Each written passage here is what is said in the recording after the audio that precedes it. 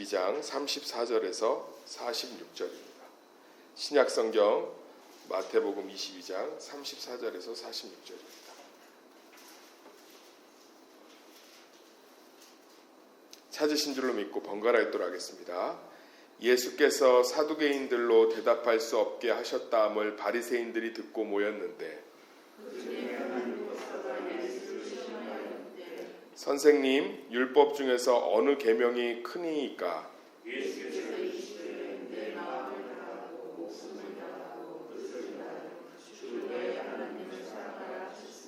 이것이 크고 첫째 되는 계명이요,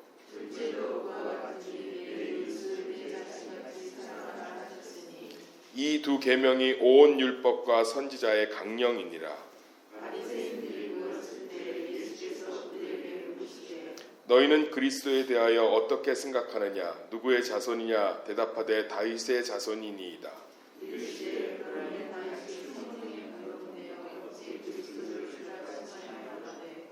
주께서 내 주께 이르시되 내가 내 원수를 내 발 아래에 둘 때까지 내 우편에 앉아 있으라 하셨도다 하였느냐?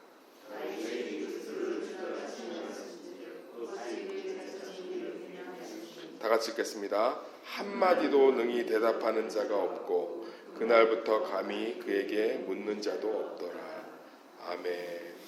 계명 논쟁이라는 제목을 가지고 말씀을 좀 살펴보도록 하겠습니다. 한번 따라하겠습니다. 계명 논쟁. 우리 삶은 우리 지식과 우리 경험을 가지고 살려고 몸부림을 치지요. 신앙은 우리 경험과 우리 지식을 주님 앞에 내려놓는 것인 줄 믿습니다. 그냥 묵묵히 주님께 순종하고 주님을 따라가는 거죠. 쉽지 않아요. 내 경험과 내 판단을 내려놓고 내 자존심을 내려놓고 주님의 말씀에 순종해서 그 말씀을 따라가는 것은 결코 쉬운 삶이 아닙니다. 그렇지만 그 삶을 경험하면 경험할수록 정말 복된 삶이기 때문에 그 말씀을 따라가려는 삶들이 우리 가운데 넘쳐날 줄 믿습니다. 그러니까 지금 사두개인들, 바리새인들, 오늘은 율법사들, 종교 지도자들, 서기관들 계속 예루살렘으로 예수님 들어오시고 나서 계속 찾아와서 공격하는 거예요. 자신들이 가지고 있는 성경적 지식과 자신들이 가지고 있는 경험과 학적인 지식들로 예수 그리스도를 공격해서 무너뜨리려고 하고 있습니다. 우리도 세상도 마찬가지. 지금도 세상이 끊임없이 예수 그리스도에 대한 십자가와 부활에 대해서 정면으로 반박하고 무너뜨리려고 하고 있는 거예요. 우리가 신앙생활을 하면서 세상을 사는데 거슬림이 없다. 우리 지금 십자가 길을 안 가고 있는 거예요. 세상은 여기 나와 있는 율법사나 바리새인이나 서기관들과 같이 이렇게 공격적인 질문을 통해서 부활도 없다, 십자가도 없다, 네가 메시아가 아니다, 공격하거든요. 근데 우리 세상을 사는 게 불편하지 않으면 예수님 때문에 이거는 한 번쯤 생각해 봐야 돼요. 내가 예수님이 주인이기 때문에 내 여유를 포기하고 그분께 예배드리는 거거든요. 내가 예수를 믿기 때문에 내 유익되는 걸 포기하는 거예요. 내가 예수를 믿기 때문에 내 자존심을 포기하는 거예요. 불편해야 돼요. 그 예수를 믿기 때문에 불편함들이 가득할 때 우리 안에 참된 승리가 임하는 줄 믿습니다. 근데 내가 예수를 믿는데 세상을 사는 게 불편함이 없다. 그러면 우리 세상의 수많은 공격으로부터 공격받지 않는 삶을 살고 있는 거죠. 예수님 끊임없이 공격받으시잖아요. 지나칠 정도로 공격을 받아요. 오늘은 율법사예요. 율법사는 율법의 전문가입니다. 사두개인도 당했다, 바리새인도 당했다 그러니까 한 사람이 뒤에 팔짱 끼고 있다가 은둔 고수들은 항상 뒤에 나타나잖아요. 그죠? 이렇게 게임을 하든 영화를 봐도 끝판왕은 마지막에 나타나잖아요.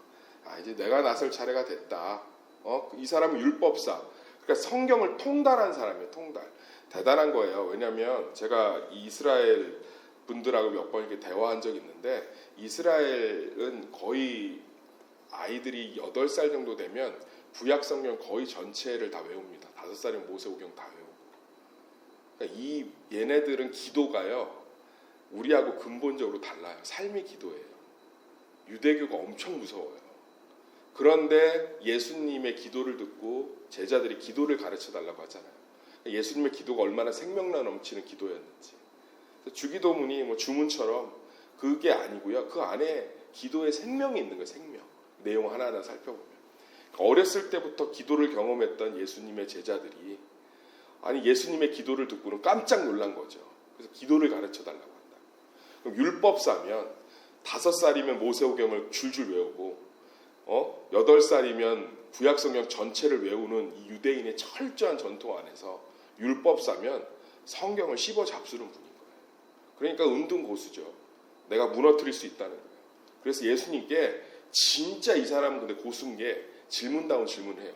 사두개인들 바리새인들 질문을 보면 정말 이게 정말 이스라엘의 선생이고 지도자인가 싶은 질문들을 던지는데 율법사는 딱 정말 질문다운 질문. 성경에서 가장 큰 계명이 뭐냐는 거죠. 이건 성경 전체를 알고 있어야 돼요. 율법사는 명확히 안 거예요. 예수님 성경 예루살렘에 와서 공부한 적이 없으니까 가버나움 북쪽에서 활동하셨단 말이에요. 북쪽은 가난한 동네니까. 그러니까 반드시 대답 못할 거라고 생각한 거죠. 예수님 근데 거침없이 얘기합니다. 따라합시다. 하나님을 사랑하고 이웃을 사랑하라. 성경을 요약하면 뭐죠? 하나님 사랑, 이웃 사랑. 근데 많은 분들이 착각하는 게 하나님을 사랑하고 이웃을 사랑하는 거라고 생각해요. 그렇지 않아요. 원어로 보면 하나님 사랑과 이웃 사랑이 똑같아요. 무슨 얘기냐면 눈에 보이는 하나님, 눈에 보이지 않는 하나님을 사랑한다고 하면서 눈에 보이지 않는 이웃을 사랑하지 않으면 그건 사랑한다 할 수 없는 거죠. 눈에 보이는 이웃을 사랑하면 눈에 보이지 않는 하나님도 사랑하는 거죠. 우리의 신앙은 뭘로 나타나는 거예요? 사랑으로 나타나는 거예요. 사랑. 사랑.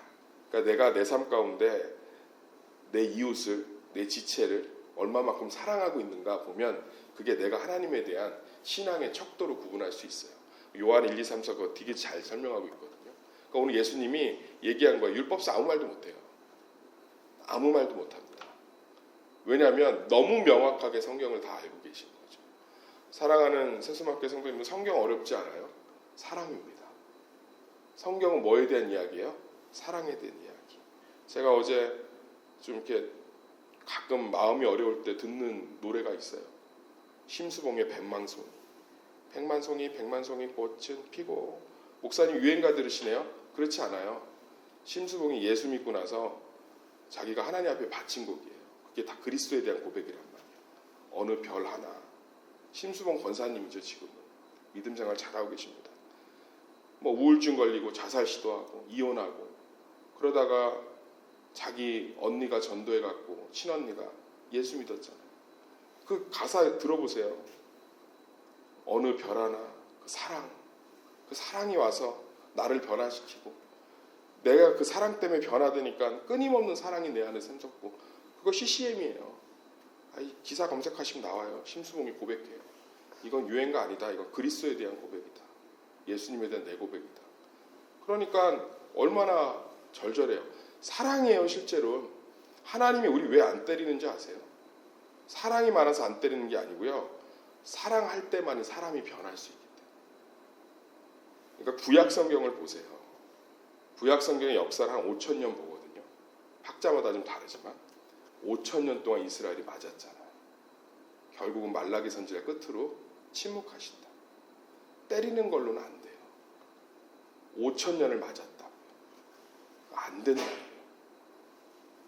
그런데 예수 그리스도가 오셔서 십자가에 죽으시니까 이스라엘이 회복되잖아요. 할렐루야. 그러니까 정답이 뭐예요? 사랑이에요. 오늘 예수님이 성경을 기가 막히게 요약합니다. 우리는 율법사들이 평생 공부한 것을 이 새벽 예배 지금 한 10분 설교에 배운 거예요. 하나님 사랑, 이웃 사랑. 내가 이웃을 사랑하고 있는 건 내 신앙의 척도. 그러니까 이웃을 사랑하지 않으면서 신앙생활을 할 수가 없어요. 그러니까 교회가 하나님을 사랑하면 자꾸 이웃에게 퍼주고 흘려보내는 것들이 넘쳐야 돼요. 서로에게도 넘쳐야 되고. 이거 앞에서는 다 순종하는 거예요. 그러니까 맨날 예배는 화려하게 드리면서 이웃 사랑이 없잖아요. 그 한 사랑하는 게 아니에요. 이스라엘의 역사 중에서 예배가 가장 아름다웠던 때가 언제인 줄 아세요? 북이스라엘 때. 얼마나 하나님께 드리는 예배가 아름답고 화려했는지 주변 고대 이방 신들을 섬기는 사제들이 구경하러 와요. 이스라엘처럼 예배를 드려야 된다. 그러니까 지금으로 얘기하면 어마어마한 세션에 어마어마한 스피커에 막 수많은 군중들이 모여갖고 막 예전에 뭐 이렇게 외국 무슨 찬양팀 왔다고 그래갖고 한번 갔는데 청년들하고 들어가자마자 은혜가 되더라고. 사운드에 막 예배에 뭐 그런 거예요. 근데 하나님이 그 예배 얘기 안 하세요. 너희들이 예배는 그렇게 화려한데 가난한 자의 물건을 도적질하고 빼앗고 억울한 과부 힘들게 하고 그 얘기 쭉 합니다. 북이스라엘. 그러니까 무슨 얘기예요? 하나님 사랑하면서 이웃을 사랑하지 않는데 어떻게 예배일 수 있겠냐. 사랑하는 세스마켓 성도님들, 진짜 하나님의 사랑을 경험하고 싶으십니까? 자꾸 사랑해야 돼요. 사랑. 용서하고 품어주고 이해하고 도와주고. 그거 안 하는데 거기다가 그 신앙 아니에요. 그러니까 신앙의 열매를 쌓을 수가 없죠. 맺을 수가 없죠. 우리 안에 이런 사랑과 이런 은혜들이 넘치기를 예수의 이름으로 소망합니다. 그럼 이제 기가 막히게 답변하신 거예요. 하나님 사랑과 이웃 사랑이다. 이제 예수님께서는 이 소모적인 질문으로 예수님 복음 사역이 방해되는 거예요. 왜냐하면 이 사람들이 찾아와서 예수님 예루살렘에 들어와서 이제 죽기 얼마 전이거든요. 돌아가시기 전에 한 사람이라도 더 복음 전하고 한 사람이라도 살려야 되는데 하도 소모적이니까 예수님이 처음으로 이 바리새인하고 종교 지도자를 모아놓고 역질문을 해요. 그게 뭐냐면, 야, 그리스도 메시아가 누구의 후손으로 오니? 그건 뭐 성경 다 알죠. 다윗의 자손으로 옵니다. 근데 시편에 보면 다윗이 자기 후손, 자기 손자의 손잡벌 되는 사람이 오는데 왜 주라고 고백했니? 그럼 이제 거기서 딱 말을 하면 예수님이 메시아인 게 딱 증명이 되잖아요. 아무 말 안 하는 거. 아무 말 안 하는 거. 사람이요 이렇게 강팍해요. 믿음 앞에서, 말씀 앞에서 아멘하고 자복해야 되는데 자존심 피울 때 되게 많아요. 하나님이 얘기하시잖아요. 거기서 왜 다윗이 자기 후손이 메시아로 오는데 왜 후손에게 주님, 로드라는 표현을 썼니? 당신이 메시아군요. 딱 엎드리면 구원을 받거든요. 그러니까 이제 예수님이 보통 분이 아니구나. 이 질문 갖고는 무너뜨릴 수 없구나. 그 뒤로 질문 안 해요. 그리고 예수님 사역들 하십니다. 사랑하는 세수마켓 성도님들, 우리 삶 가운데 여러 가지 문제 속에서 다양한 질문들이 있죠. 하나님 왜? 하나님 왜? 하나님 왜? 저도 그런 질문 요즘 엄청 해요. 하나님 왜? 하나님 왜? 하나님 왜? 그런데 하나님 다 답변하실 줄 믿습니다. 우리는 그 앞에서 묵묵히 십자가 지고 우리는 그 앞에서 묵묵히 부족하고 연약하고 맨날 실수하지만 사랑하려고 하고 우리는 그 앞에서 묵묵히 부족하고 연약하고 실수하지만 은혜 구하고 우리는 그 앞에서 묵묵히 부족하고 연약하고 실수하지만 말씀 붙들고 그렇게 살아갈 때 하나님 우리 문제에 모두 답변하실 줄 믿습니다. 우리가 할 건 순종인 거예요. 질문이 아니라. 그럴 때 하나님이 우리 삶의 모든 질문을 스스로 답하실 때가 올 줄 믿습니다. 저도 제 인생 말씀 준비하면서 좀 뒤돌아봤더니 큰 몇 가지 하나님께 던져놨던 질문들이 있어요. 던져놨던 질문들. 왜 내가 보름 금식을 2번이나 했는데 우리 아버지 고쳐주지 않고 폐암으로 돌아가셨는지부터 시작해서 제 인생에 큰 한 3가지 정도의 질문들이 있더라고요. 하나님 하나하나 응답하고 계십니다. 할렐루야. 참 놀랍죠. 하나님 반드시 우리 질문에 응답하세요. 우리가 할 건 그분의 십자가, 그분의 사랑 가운데서 묵묵히 순종하는 것입니다. 그럴 때 예수의 역사가, 예수의 은혜가 우리 삶에 넘칠 줄 믿습니다.